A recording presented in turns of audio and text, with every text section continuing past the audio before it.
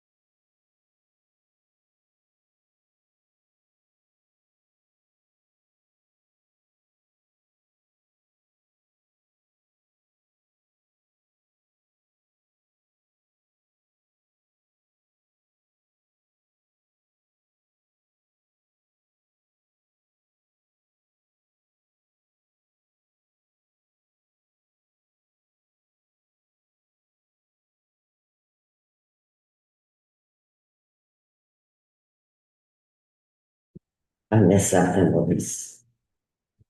Ready? Yeah. Okay, we'll call the meeting to order. We're meeting in special session September 2nd.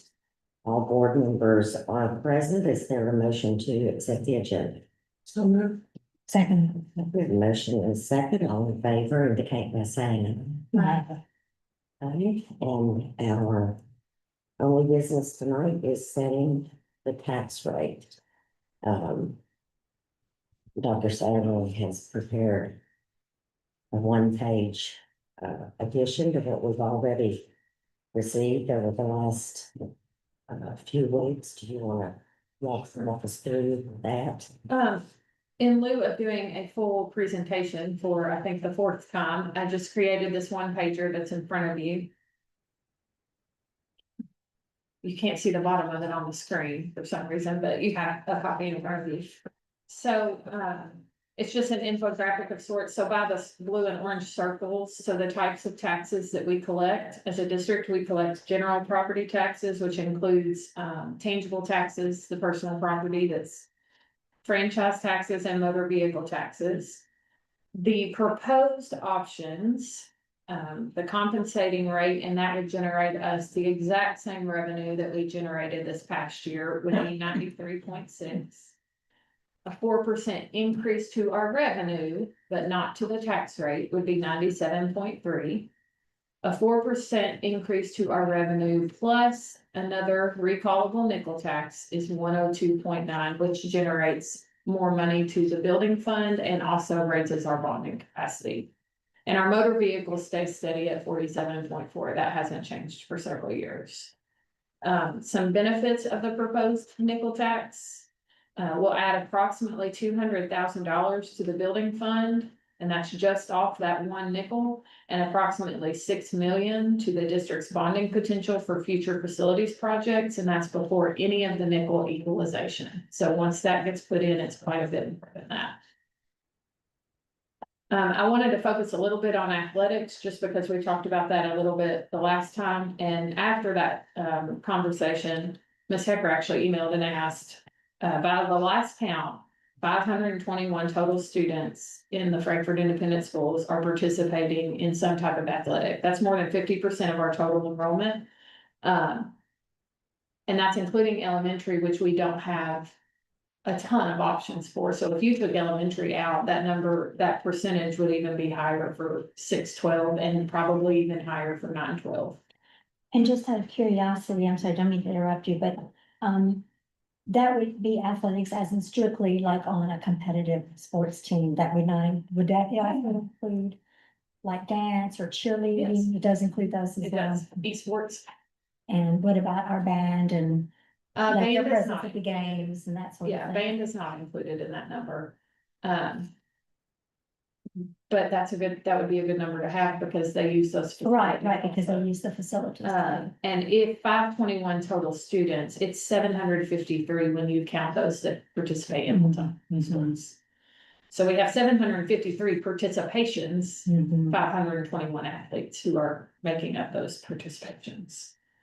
The timeline, if the board chooses to do the recall nickel tonight, we have 45 calendar days to recall, which starts tonight. And the district has to run an ad within 7 days of the rate being set, letting the public know who to contact if they want to petition the recallable nickel, which is the county clerk's office. And would you speak a little bit to the equalization and what that means with and without the nickel? I'd have to pull up some numbers to give you. Well, not in terms of numbers, just what it is. So the state provides a kickback basically for every nickel tax that we have. So they match some funding from the nickel tax. If we don't have the nickel, we don't get that match. And it's pretty good right now. The match right now in formula is pretty generous. It puts us in quite a different position. Like I think if this nickel tax were added, our building fund revenue would be around 818,000. With equalization, it would be almost 1.4 billion. So significant. Yeah. And then at the top of the page, I did put a couple of notes for you all. We saw an increase in property assessments this year of more than 42 million, which is how we are able to generate more revenue, but lower the rate. The little basketball, if not for the initial 2016 recallable nickel, Ms. Greathouse asked me to research this information. If that first nickel hadn't been put in place by the board, the gym renovation would not have been possible. And then the building fund alone, just the revenue off the first 2 nickels and the FSPK nickel has funded both the phase 1 and phase 2 of the Frankfort High HVAC work. We haven't had to bond any of that. And you just approved the boiler replacement at 2nd Street. And the next round, we'll be able to fund the phase 3. And we won't have to bond that either.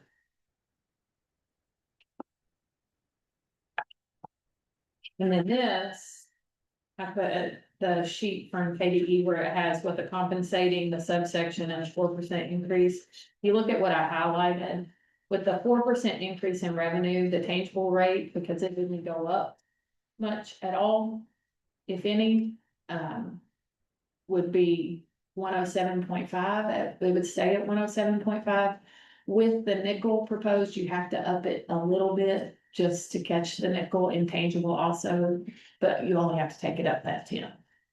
You don't have to take it up. 5.6 cents is subject to recall.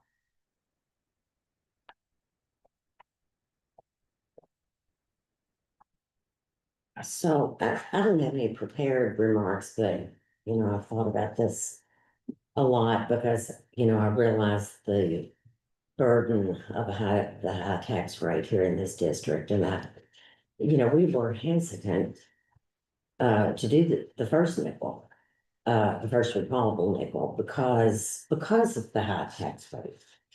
That we already had, but we found ourselves only doing absolutely necessary renovations, upgrades.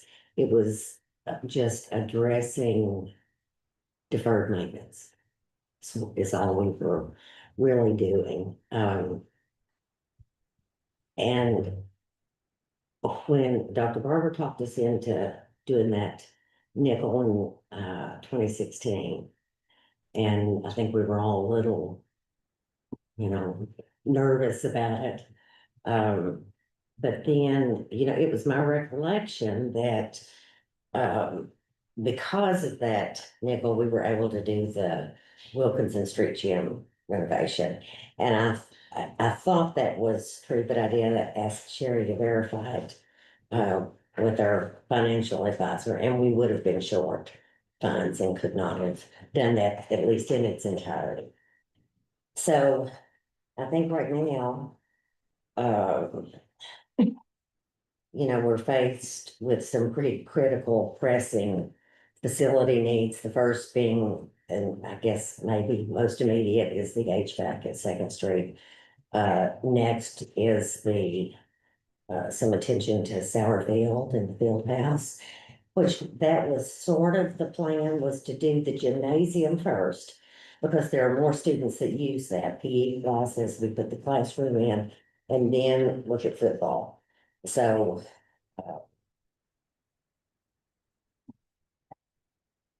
the other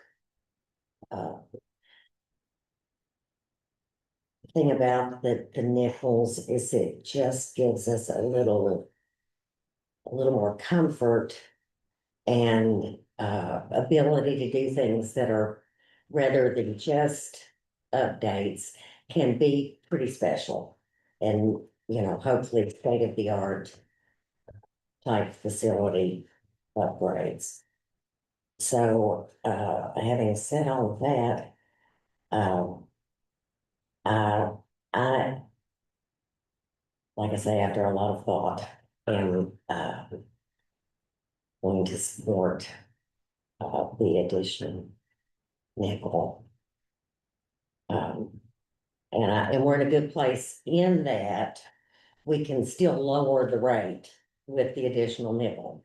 Now, like Ms. Hecker has acknowledged, for those that had increased appraisals, they might not see savings. So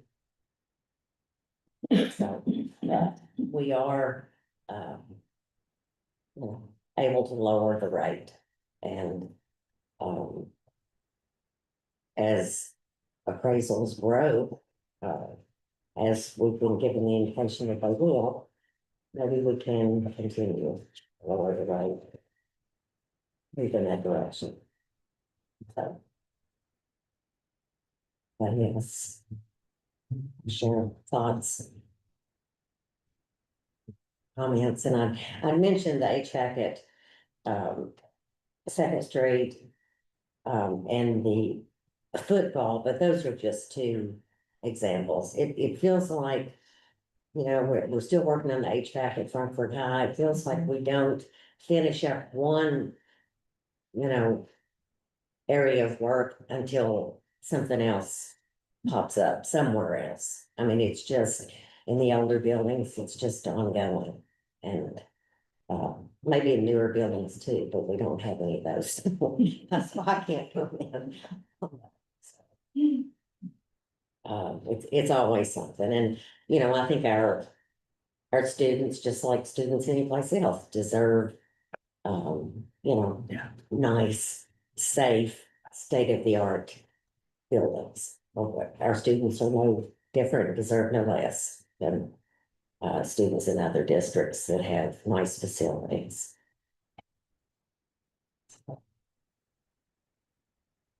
Agreed.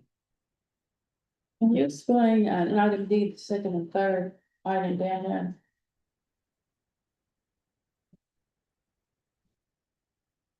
Maximum tax rate for motor vehicles is 47.4. That's all they give us. That's what we, Second and third. oh, 5.6 cents of the total property rate shown above is required to produce the 5 cent equivalent tax necessary for participation in the SFCC and FSPK programs. So those are, one of those is the nickel that every district has, which is the FSPK program. But then your 5.6 on top of that is what makes it 102.9. You've already got your FSPK nickel and your two recallables that you already have built in. And then you're adding another 5.6 if you choose to add the third nickel. And you can, that note right there, the 0.1 cents may be added to the above property rates to recover prior year losses due to exonerations. That's adding a cent to recoup people who didn't pay. Last year, we had brought that up a couple years ago, and we didn't want to put that burden on the people who are paying for the people who aren't. If that makes sense. So it would add a cent to everybody's tax bill to recoup what wasn't paid by people who didn't pay their property taxes last year.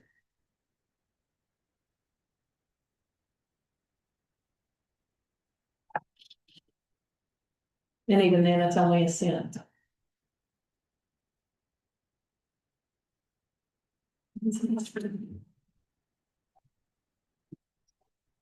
I don't think I have this with me, but could you remind us what?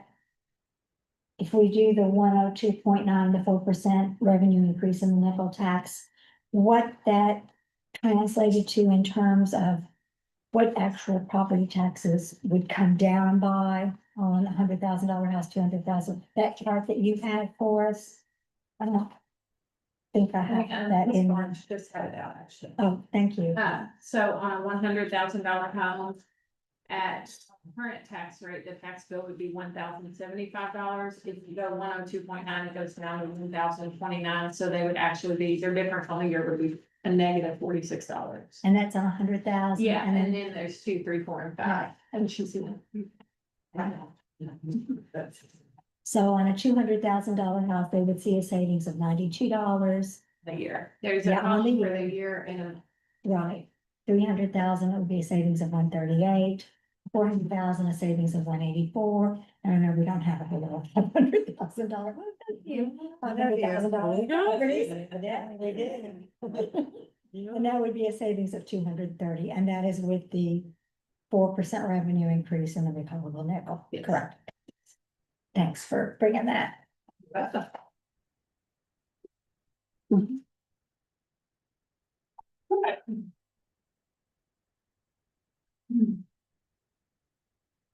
Now, of course, just like you said previously, if an assessment went up, then they're gonna see it, depending on how much it went up, they might see an increase. Right. If the assessment stayed the same, then their tax bill will go down.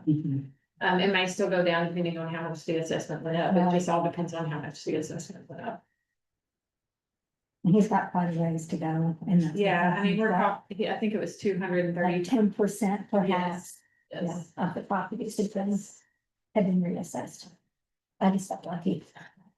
I think those are two really good points, and to me, it's a clear path for us to focus on kids, Yeah, focus on our students.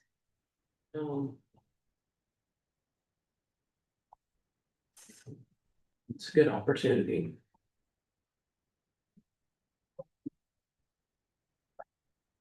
Okay, if, no one else has any comments.